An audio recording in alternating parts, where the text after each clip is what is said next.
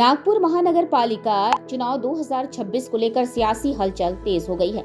प्रभाग क्रमांक 31 से भारतीय जनता पार्टी के वरिष्ठ कार्यकर्ता चंद्रकांत मनोहर खंगार ने भाजपा पार्टी से सीधी उम्मीदवारी की मांग की है। चंद्रकांत खंगार लंबे समय से सामाजिक और धार्मिक गतिविधियों में सक्रिय रहे हैं। प्रभाग 31 में उन्होंने घर घर श्री राम जी की मूर्ति भेंट देकर हिंदू समाज को एकजुट करने का अभियान चलाया है। इस पहल को वार्ड में व्यापक समर्थन मिल रहा है और नागरिक इसे सांस्कृतिक एकता का प्रतीक मान रहे हैं। खंगार द्वारा महिला सशक्तिकरण, योग दिवस आयोजन, वृक्षारोपण अभियान, सामाजिक विवाह समारोह तथा शासन की योजनाओं जैसे लड़की बहन योजना की KYC सहायता जैसे कई कार्य लगातार किए जा रहे हैं। पर्यावरण संरक्षण के लिए इको फ्रेंडली गणेश विसर्जन और स्वच्छता अभियानों में भी उनकी सक्रिय भूमिका रही है। भाजपा संगठन को मजबूत करने के लिए नए कार्यकर्ताओं को जोड़ने और जनसंपर्क बढ़ाने का कार्य भी उन्होंने किया है। अब 2026 के मनपा चुनाव में प्रभाग 31 से भाजपा की सीधी टिकट की मांग कर रहे चंद्रकांत मनोहर खंगार विकास, संस्कृति और सेवा के मुद्दे पर जनता के बीच अपनी दावेदारी मजबूत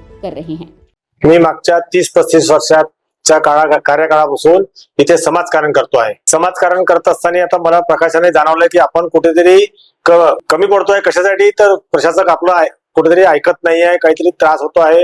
म्हणून मागच्या मी 10-12 वर्षापासून राजकारणात सक्रिय झालो आणि मागच्या वेळेस मी पक्षाला उमेदवारी मागितली होती। पक्षाने मला उमेदवारी मागच्या वेळेस थांबायला सांगितलं, मी थांबलो आणि यावर्षी परत महानगरपालिकेच्या निवडणुका लागल्या आहे आणि म्हणून मी यावेळेस उमेदवारी मागितली आहे की यावेळेस तरी मला उमेदवारी देण्यात यावी। सर, मी मागील काही वर्षापासून पक्षाचा प्रामाणिक कार्यकर्ता आहे। इथे लहान मोठ्या सर्वांच्या गरजा पूर्ण करतो। कोणत्याही गरजा असो, कोणत्याही कंप्लेंट असो, तातडीने सोडवण्याचा प्रयत्न करतो। मागच्या 2.5 वर्षापासून मी इथे जनसंपर्क कार्यालय उघडलं आहे। या जनसंपर्क कार्यालयाच्या माध्यमातून मी अनेक लोकांच्या समस्या सोडवलेल्या आहे।